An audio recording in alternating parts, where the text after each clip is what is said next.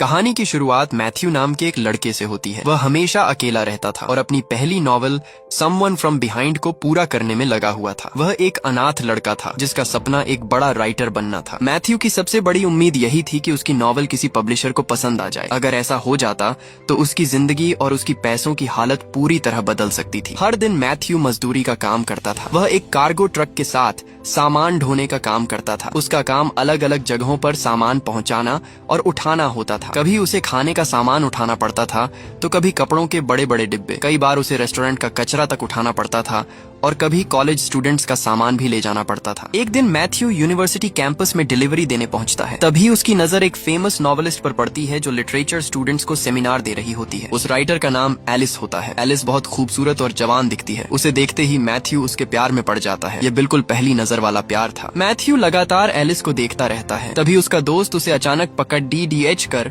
हकीकत में वापस ले आता है। वह उसे याद दिलाता है कि वे सिर्फ मजदूर लोग हैं। ये सुनकर मैथ्यू हल्का सा मुस्कुराता है और फिर वापस अपने काम में लग जाता है। लेकिन उसके मन में एलिस की तस्वीर लगातार घूमती रहती है। कुछ दिनों बाद मैथ्यू को पब्लिशर की तरफ से जवाब मिलता है। वह बहुत उम्मीद से लेटर खोलता है लेकिन उसकी नॉवल रिजेक्ट हो चुकी होती है। ये खबर सुनते ही मैथ्यू की सारी उम्मीदें टूट जाती हैं। उसने इतने समय तक मेहनत की थी लेकिन सब कुछ ही सेकंड में खत्म हो गया था। फिर भी मैथ्यू हार नहीं मानता। वह पब्लिशर को फोन करता है और पूछता है कि उसकी राइटिंग में क्या कमी थी ताकि वह उसे सुधार सके। लेकिन पब्लिशर उसकी बात सुने बिना ही फोन काट देता है। मैथ्यू उदास हो जाता है लेकिन फिर भी उसके अंदर राइटर बनने का सपना खत्म नहीं होता। अगले ही दिन मैथ्यू फिर काम पर चला जाता है। इस बार उसे एक अपार्टमेंट साफ करने भेजा जाता है जहां एक बूढ़े आदमी की 2 दिन पहले मौत हो चुकी होती है। अपार्टमेंट का मालिक मैथ्यू और उसके साथी को बताता है कि वह बूढ़ा आदमी पिछले 35 सालों से वहीं अकेला रह रहा था और उससे मिलने कभी कोई नहीं आया। मालिक उन्हें कहता है कि कुछ फर्नीचर चैरिटी में भेज देना और बाकी बेकार सामान फेंक देना। इसके बाद मैथ्यू उस बूढ़े आदमी के कमरे में जाता है। कमरे के अंदर चारों तरफ किताबें, अखबार और अलग अलग चीजें पड़ी होती हैं। ये देखकर साफ पता चलता है कि वह बूढ़ा आदमी पढ़ने लिखने का बहुत शौकीन था। मैथ्यू सामान को प्लास्टिक बैग्स में भरना शुरू करता है। तभी उसे पता चलता है कि उस बूढ़े आदमी का नाम लियन था। उसे एक पुरानी फोटो भी मिलती है जिसमें जवान लियोन सोल्जर की वर्दी में दिखाई देता है। वह अल्जीरिया की लड़ाई में हिस्सा ले चुका था। तभी अचानक ऊपर रखी एक पुरानी लेदर बुक नीचे गिर जाती है। मैथ्यू डर जाता है लेकिन फिर उत्सुक होकर उसे खोलता है। वह किताब असल में लियोन की पर्सनल डायरी होती है। जब वो अल्जीरिया में फ्रेंच सोल्जर था उसने उसे तब लिखा था। मैथ्यू डायरी पढ़ना शुरू करता है और तुरंत समझ जाता है कि उसकी राइटिंग बहुत शानदार है। उसमें लियोन की जिंदगी को बेहद बेहतरीन तरीके से लिखा गया था। उस डायरी में उसकी पहली हत्या से लेकर अफ्रीका के बैटलफील्ड में उसके डर और बेचैनी तक सब कुछ लिखा हुआ था। घर वापस आने के बाद भी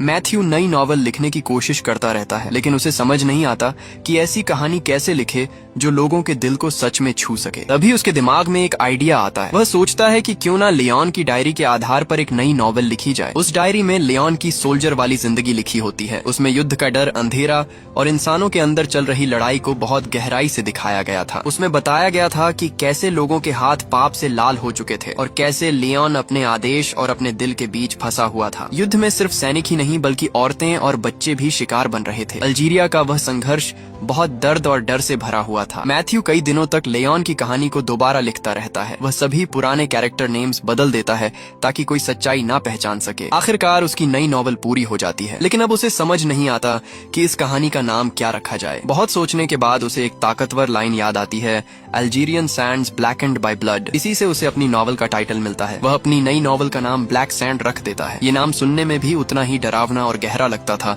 जितनी उसकी कहानी थी। अगले ही दिन मैथ्यू काम कर रहा होता है तभी अचानक पब्लिशर का फोन आता है। वे कहते हैं कि ब्लैक सैंड एक शानदार नॉवल है और वे उससे मिलना चाहते हैं। ये सुनते ही मैथ्यू खुशी से पागल हो जाता है। उसकी जिंदगी का सबसे बड़ा सपना आखिर पूरा हो चुका था। लेकिन मैथ्यू जानता था कि यह कहानी पूरी तरह उसकी अपनी नहीं थी। इसीलिए वह लियोन की डायरी के सभी जरूरी हिस्से अच्छे से याद करने लगता है। वह चाहता था कि पब्लिशर के सामने कहानी समझाते समय कहीं भी गलती ना हो। इसीलिए वह हर छोटी बड़ी बात याद कर लेता है। सब कुछ याद करने के बाद मैथ्यू उस डायरी को जला देता है। अब वह पूरी दुनिया के सामने इस कहानी को अपनी ओरिजिनल राइटिंग बताने वाला था। लेकिन उसे यह बिल्कुल नहीं पता था कि यही फैसला उसकी जिंदगी की सबसे बड़ी मुसीबत बनने वाला है। कुछ समय बाद मैथ्यू पब्लिशर से मिलता है। पब्लिशर उसकी राइटिंग की बहुत तारीफ करता है और कहता है कि उसकी कहानी लोगों को बैटलफील्ड के अंदर पहुंचा देती है। उसी जगह मैथ्यू फिर से एलिस को देखता है। वह भी ब्लैक सैंड को पढ़ रही होती है और उसकी रिव्यू कर रही होती है। मैथ्यू अभी भी एलिस को पसंद करता था, इसलिए वह उसके पास जाकर बात करने लगता है, लेकिन एलिस उसे पहचान नहीं पाती। एलिस कहती है कि ब्लैक सैंड बहुत शानदार नॉवल है और उसने ऐसी कहानी की उम्मीद नहीं की थी। तभी एक बुक स्टोर ओनर मैथ्यू को बधाई देता है। तब एलिस को पता चलता है कि मैथ्यू ही ब्लैक सैंड का राइटर है। ये जानकर वह काफी प्रभावित हो जाती है। 3 साल बीत जाते हैं। अब मैथ्यू एक बहुत बड़ा और मशहूर राइटर बन चुका होता है। उसकी नॉवल पूरे देश में बेस्ट सेलर बन चुकी होती है। ब्लैक सैंड की वजह से मैथ्यू को बहुत पैसा और नाम मिल चुका होता है। उसकी जिंदगी अब पूरी तरह बदल चुकी होती है। सबसे अच्छी बात यह थी कि अब एलिस उसकी गर्लफ्रेंड बन चुकी थी। दोनों एक दूसरे के साथ काफी खुश थे। एक दिन एलिस मैथ्यू को अपने अमीर पेरेंट्स से मिलाने ले जाती है। उनके नाम एलन और हेलन होते हैं और वे समुद्र किनारे एक बड़े लग्जरी मैंशन में रहते थे। वह मैंशन बहुत खूबसूरत था। वहाँ हर चीज बेहद महंगी और शानदार दिखाई देती थी,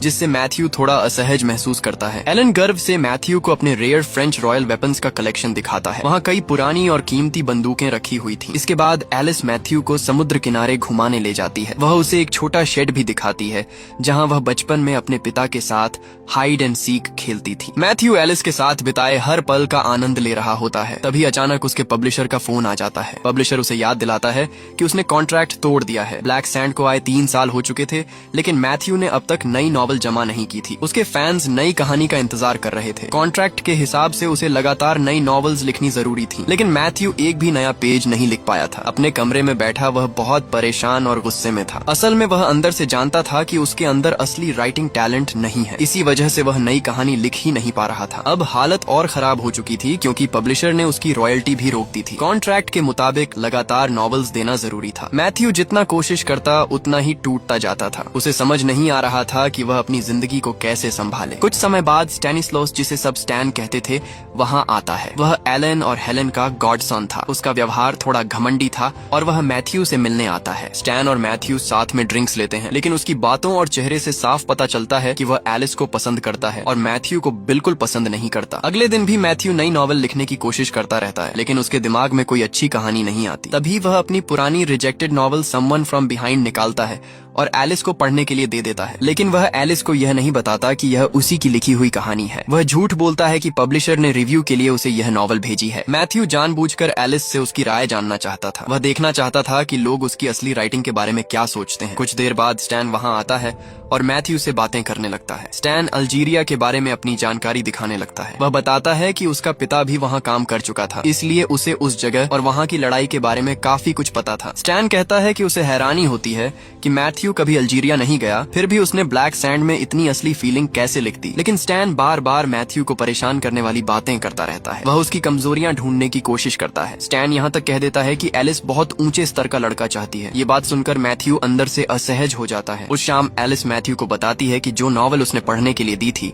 वह बहुत खराब है। वह कहती है कि कहानी इतनी बोरिंग थी कि वह उसे पूरा भी नहीं पढ़ पाई। उसे यकीन था कि कोई पब्लिशर ऐसी नॉवल कभी एक्सेप्ट नहीं करेगा। ये सुनकर मैथ्यू अंदर ही अंदर टूट जाता है। अब उसे यकीन होने लगता है कि ब्लैक सैंड की सफलता उसकी अपनी नहीं थी। बहुत दिन गुजरते जाते हैं। एक सुबह ब्रेकफास्ट के दौरान मैथ्यू को बैंक से फोन आता है। बैंक वाले बताते हैं कि उसका क्रेडिट कार्ड लिमिट से ऊपर जा चुका है और उसे तुरंत पेमेंट करनी होगी। मैथ्यू बुरी तरह घबरा जाता है, क्योंकि उसका अकाउंट लगभग खाली हो चुका था। उसकी रॉयल्टी पहले ही बंद हो चुकी थी। वह नई नॉवल नहीं लिख पा रहा था और यही बात उसके डर और कमजोरी को और बढ़ा रही थी। परेशान होकर मैथ्यू खुद को चोट पहुंचाता है और फिर हॉस्पिटल चला जाता है। वहाँ वह झूठ बोलता है कि उस पर कुछ लुटेरों ने हमला किया था। असल में वह नहीं चाहता था कि एलिस और उसका परिवार जान जाए कि वह अंदर से टूट चुका है और खुद को नुकसान पहुंचा रहा है। उधर स्टैन को मैथ्यू पर शक होने लगता है। उसे महसूस होता है कि मैथ्यू कुछ बड़ा छुपा रहा है। घर लौटने के बाद भी पब्लिशर लगातार मैथ्यू को नई नॉवल के लिए परेशान करता रहता है, लेकिन मैथ्यू हर बार सिर्फ झूठे वादे करता है, क्योंकि उसने अभी तक एक पैराग्राफ भी नहीं लिखा था। दूसरी तरफ एलिस के पिता एलन अपने होने वाले दामाद को लेकर परेशान दिखाई देते हैं। तभी वह मैथ्यू को एक लेटर देते हैं। जब मैथ्यू वह लेटर खोलता है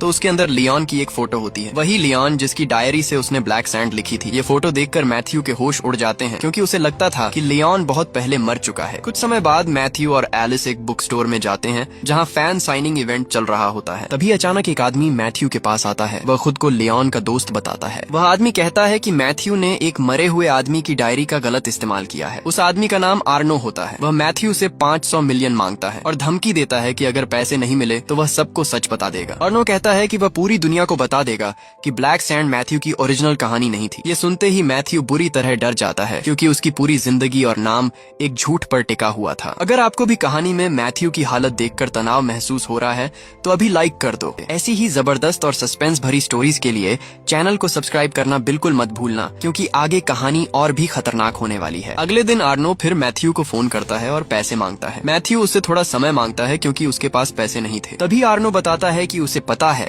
एलिस और उसका परिवार इस समय यार्ड में घूम रहे हैं। इसका मतलब वह उनके घर पर नजर रख रहा था। अब मैथ्यू पूरी तरह फंस चुका था। मजबूरी में वह आर्नो से वादा करता है कि वह उसे एलन के कलेक्शन की एक बहुत महंगी पिस्टल देगा। मैथ्यू को बिल्कुल पता नहीं होता कि उसके पीछे स्टैन खड़ा होकर उसकी पूरी बात सुन चुका है। उसने पिस्टल वाली सारी बातचीत सुन ली थी। उस रात मैथ्यू चुपके से एलन के कलेक्शन वाली पिस्टल चुराने निकलता है। वह एलन का गोल्फ ग्लव पहन लेता है ताकि फिंगरप्रिंट्स ना रहें। फिर वह एक खिड़की तोड़ देता है ताकि सबको लगे कि घर में चोरी हुई है। इसके बाद वह पिस्टल लेकर अपने कमरे में छुपा देता है। अगली सुबह पुलिस एलन के घर पहुंचती है और चोरी की जांच करती है। मैथ्यू और एलिस घर में अलार्म सिस्टम लगाने की सलाह देते हैं, लेकिन दूसरी तरफ स्टैन का शक और बढ़ चुका था। वह मैथ्यू की पिछली बातें याद करता रहता है और उसे लगता है कि कुछ गड़बड़ जरूर है। कुछ समय बाद एलिस और उसके पिता समुद्र किनारे टहलने चले जाते हैं। मैथ्यू उनके साथ नहीं जाता और घर पर ही रुक जाता है। इसी दौरान स्टैन चुपके से मैथ्यू के कमरे में घुस जाता है। वह वहाँ सबूत ढूंढने की कोशिश करने लगता है। तभी उसे एक वुडन बुक बॉक्स दिखाई देता है। वह उसे खोलता है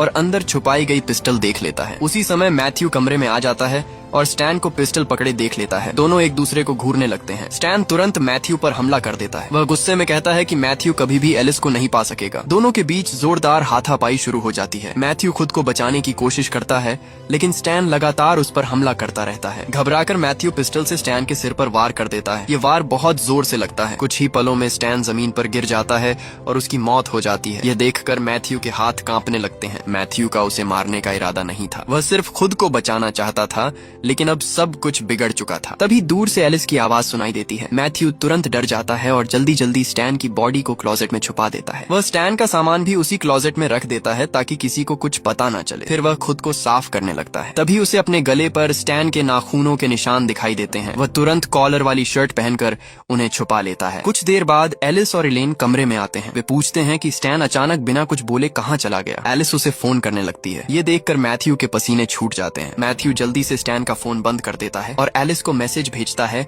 कि स्टैन किसी जरूरी काम से चला गया है। उस शाम सभी लोग साथ बैठकर डिनर कर रहे होते हैं। तभी अचानक छत से कुछ बूंदें डाइनिंग टेबल पर गिरने लगती हैं। मैथ्यू डर जाता है और उसे लगता है कि यह स्टैन का खून है जो ऊपर से रिस रहा है। उसका चेहरा डर से सफेद पड़ जाता है, लेकिन कुछ ही देर बाद उसे पता चलता है कि वह सिर्फ उसका डर था। असल में वह खून उसकी अपनी नोज ब्लीड का था। एलिस उसकी मदद करने की कोशिश करती है, लेकिन मैथ्यू गुस्से में वहाँ से उठ जाता है और तुरंत क्लोजेट चेक करने भागता है। वह क्लोजेट खोलता है और राहत की सांस लेता है क्योंकि वहाँ कहीं भी खून नहीं फैला होता। थोड़ी देर बाद एलिस अपने डॉग के साथ मैथ्यू के कमरे में आती है, लेकिन डॉग अचानक क्लोजेट के सामने जोर जोर से भौंकने लगता है। यह देखकर मैथ्यू और ज्यादा परेशान हो जाता है। वह गुस्से में एलिस से तुरंत कमरे से जाने को कह देता है। उस रात जब सब लोग सो जाते हैं तब मैथ्यू चुपके से अपने इन लॉज के शेड में जाता है और वहाँ से कुछ टूल्स उठाता है। फिर वह स्टैन की बॉडी को एक मैट में लपेट देता है। उसका शरीर पतला था, लेकिन फिर भी वह पूरी ताकत लगाकर बॉडी को नीचे गिराता है। इसके बाद वह बॉडी को घसीटते हुए समुद्र किनारे ले जाता है। उसका इरादा बॉडी को हमेशा के लिए पानी में डुबाने का था। मैथ्यू कुछ भारी मेटल वेट्स ढूंढता है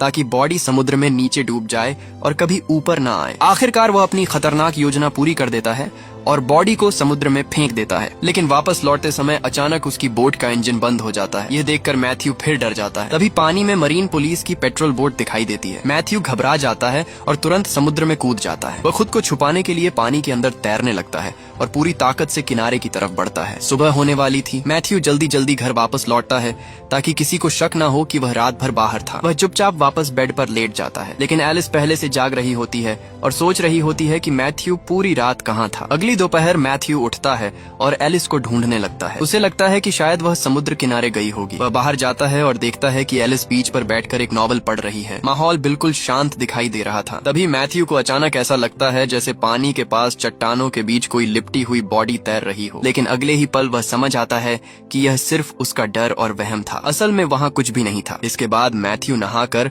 जल्दी से वह चोरी की हुई पिस्टल आर्नो को देने चला जाता है। आर्नो उस पुरानी पिस्टल को देखकर बहुत खुश हो जाता है क्योंकि वह काफी कीमती एंटीक वेपन थी। फिर आर्नो एक बड़ा सच बताता है। वह कहता है कि वह लियोन का बेटा है। वह यह भी बताता है कि जब लियोन जिंदा था तब वह कभी अपने पिता से मिलने नहीं आया, लेकिन अब डायरी फेमस हो चुकी थी, इसलिए वह फायदा उठाना चाहता था। असल में आर्नो सिर्फ मैथ्यू से पैसे ऐंठना चाहता था और इसी वजह से वह उसे लगातार ब्लैकमेल कर रहा था। घर वापस लौटते ही मैथ्यू को एलिस का बदला हुआ व्यवहार दिखाई देता है। वह उससे काफी नाराज लग रही होती है। एलिस मैथ्यू पर चीटिंग करने का आरोप लगाती है। वह पूछती है कि पिछली रात वह कहाँ था। मैथ्यू बार बार इनकार करता है, लेकिन एलिस उसके फोन पर आए कई कॉल्स दिखाती है। एलिस को लगता है कि वह कॉल्स किसी दूसरी लड़की की थीं, जबकि असल में वे सभी आर्नो के फोन थे। मैथ्यू परेशान होकर एलिस को समझाने की कोशिश करता है। वह कहता है कि एलिस ही उसकी जिंदगी की पहली और आखिरी लड़की है। वह बताता है कि पहली बार एलिस को देखते ही वह उससे प्यार करने लगा था, लेकिन उस समय वह सिर्फ एक गरीब मजदूर था। फिर ब्लैक सैंड की सफलता ने उसकी पूरी जिंदगी बदल दी। उसी की वजह से दोनों एक दूसरे के करीब आए। आखिरकार मैथ्यू सच बोल देता है। वह मान लेता है कि वह कोई महान राइटर नहीं है और ब्लैक सैंड पूरी तरह उसकी अपनी कहानी नहीं थी। वह डरते हुए कहता है कि उसे हमेशा यही डर था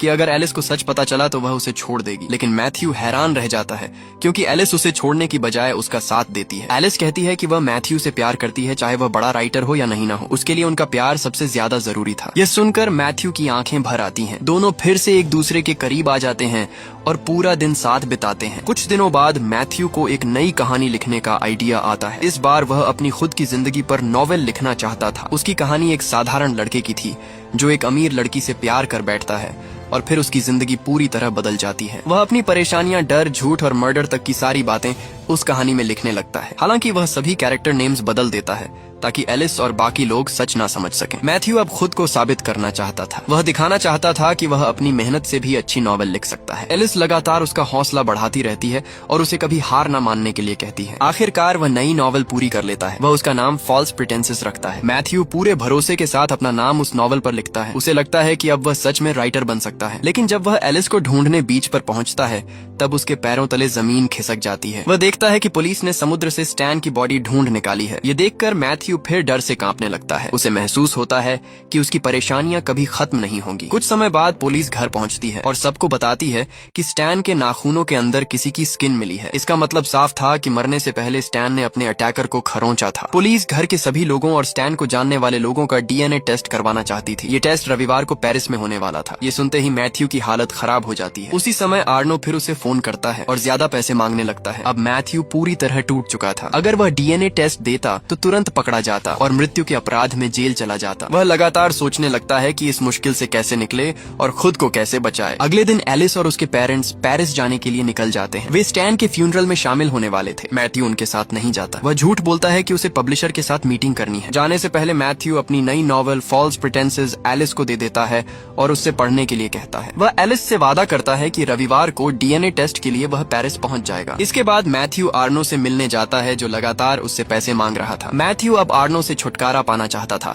इसलिए वह सीक्रेटली सीट बेल्ट में कॉइन फंसा देता है ताकि वह सही से काम ना करे। दूसरी तरफ आर्नो खुद को बहुत चालाक समझ रहा था। वह मैथ्यू को धमकी देता है कि अगर पैसे नहीं मिले तो वह एलिस और उसके परिवार को नुकसान पहुंचाएगा। आर्नो यहाँ तक कहता है कि वह खुद जाकर उनके घर से एंटीक सामान चुरा लेगा। यह सब सुनकर मैथ्यू अंदर से पूरी तरह डर महसूस करने लगता है। अचानक मैथ्यू तेजी से कार को मोड़कर चट्टानों की तरफ भिड़ा देता है। जोरदार एक्सीडेंट हो जाता है। मैथ्यू किसी तरह बच जाता है, लेकिन आर्नो की मौत हो जाती है क्योंकि उसकी सीट बेल्ट काम नहीं करती। इसके बाद मैथ्यू के दिमाग में एक खतरनाक योजना आती है। वह आर्नो की बॉडी को ड्राइवर सीट पर बैठा देता है। फिर वह अपनी वॉच, वॉलेट और फोन आर्नो के पास रख देता है ताकि सबको लगे कि एक्सीडेंट में मैथ्यू की मौत हुई है। लेकिन इसका मतलब यह भी था कि अब पूरी दुनिया उसे मरा हुआ समझेगी और वह कभी एलिस के साथ नहीं रह पाएगा। अपनी योजना को पूरा दिखाने के लिए मैथ्यू कार और बॉडी पर गैसोलीन डालकर आग लगा देता है। इसके बाद मैथ्यू वहाँ से गायब हो जाता है और पूरी दुनिया मान लेती है कि वह एक्सीडेंट में मर चुका है। 2 दिन बाद मैथ्यू एक होटल में बैठकर न्यूज देख रहा होता है। न्यूज में बताया जाता है कि ब्लैक सैंड का famous author Matthew car accident में मर गया। 2 साल बीत जाते हैं। अब मैथ्यू फिर से अपनी पुरानी जिंदगी में लौट चुका होता है। वह दोबारा जंक हॉलर का काम करने लगता है। अब उसने यह मान लिया था कि वह कोई महान राइटर नहीं है और शायद यही उसकी असली किस्मत थी। उसके लिए एक साधारण इंसान बनकर जीना ज्यादा बेहतर था, बजाय इसके कि वह फेमस होकर जेल में सड़ता। हालांकि उसकी कमाई बहुत कम थी, लेकिन उसकी जिंदगी अब शांत थी। उसे हर समय झूठ बोलकर डर में नहीं जीना पड़ता था। एक दिन तेज बारिश होने लगती है और पूरा पूरा शहर भीग जाता है। मैथ्यू काम खत्म करके घर लौट रहा होता है। रास्ते में वह एक बुक स्टोर के पास से गुजरता है, तभी उसकी नजर वहाँ लगे एक बड़े पोस्टर पर पड़ती है। पोस्टर में उसकी अपनी फोटो लगी होती है। ये देखकर मैथ्यू पूरी तरह रुक जाता है। वह देखता है कि उसकी नॉवल फॉल्स प्रिटेंसेस अब पब्लिश हो चुकी थी और पूरे यूरोप में बेस्ट सेलर बन गई थी। असल में एलिस ने उसकी दी हुई नॉवल पब्लिशर को दे दी थी और लोगों को वह कहानी बहुत पसंद आई थी। लेकिन मैथ्यू के लिए सबसे बड़ा झटका अभी बाकी था। वह बुक स्टोर के अंदर एलिस को देखता है। उसके साथ एक छोटा बच्चा भी होता है। मैथ्यू तुरंत समझ जाता है कि वह बच्चा उसका अपना बेटा है। यह देखकर मैथ्यू की आंखें भर आती हैं। वह अपने ही बेटे को गले तक नहीं लगा सकता था क्योंकि पूरी दुनिया उसे मरा हुआ मानती थी। वह दूर खड़ा होकर सिर्फ एलिस और अपने बच्चे को देखता रहता है। तभी अचानक एलिस की नजर बुक स्टोर के दरवाजे की तरफ जाती है और इसी के साथ कहानी खत्म हो जाती है। अगर आपको ये कहानी अच्छी लगी तो लाइक बिल्कुल मत भूलना और सब्सक्राइब कर लेना और भी वीडियोस के लिए।